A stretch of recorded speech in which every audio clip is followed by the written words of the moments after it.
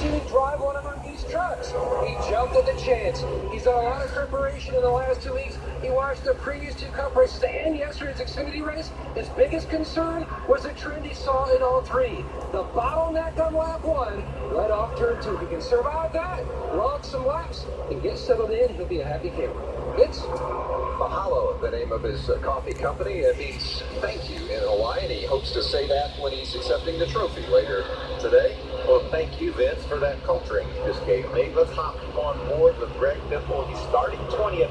30 of our 34 truckers today, Vince, have not started a race in a truck at Darlington. Biffle's right in the middle of all that mess, Regan. Well, he's going to be in the middle of it. That could be a storm for him. A guy that's not in the middle of it, though, is Ben Rhodes. We got an onboard with him as well, starting 5th. So should have a view of what the front of the field's going to look like for Ben early on here.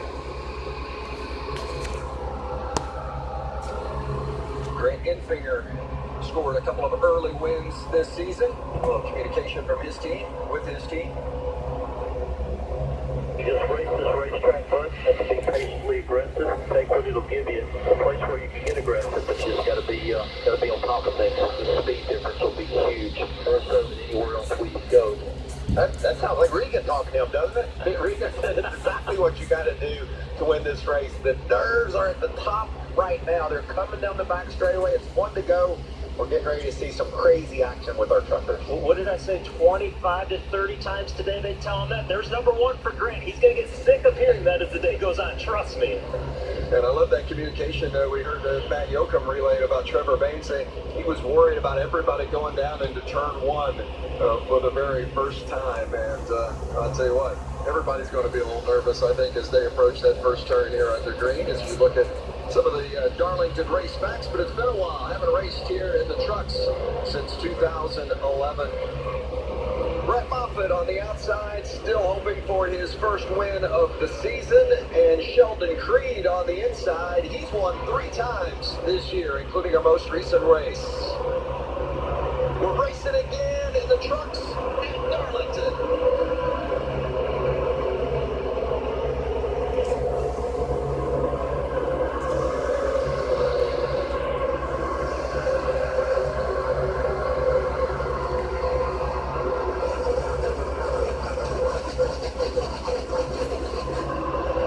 There we go. Turn 1 cleanly, so mark that one off the list of concerns.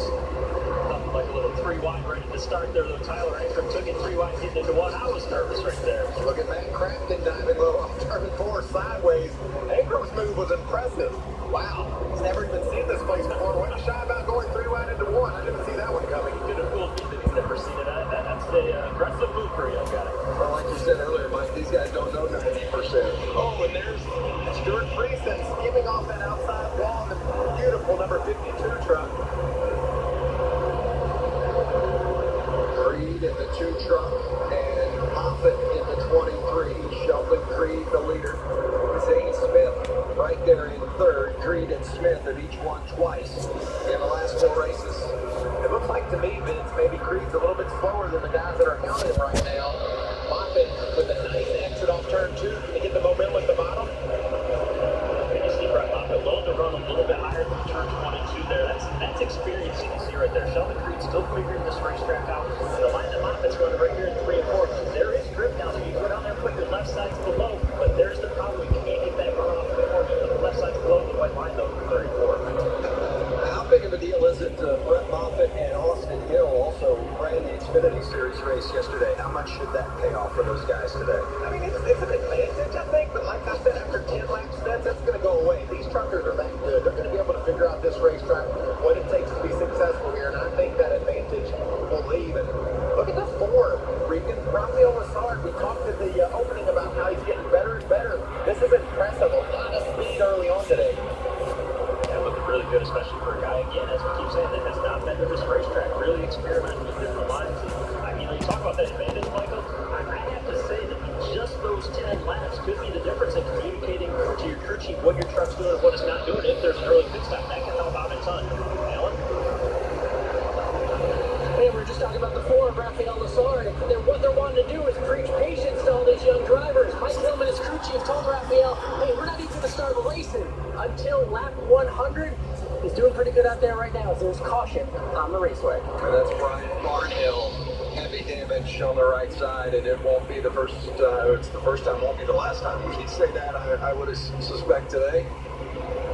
Yeah, that's unfortunate for Barnhill, the youngster out of Conway, South Carolina. This was a big race for him back home.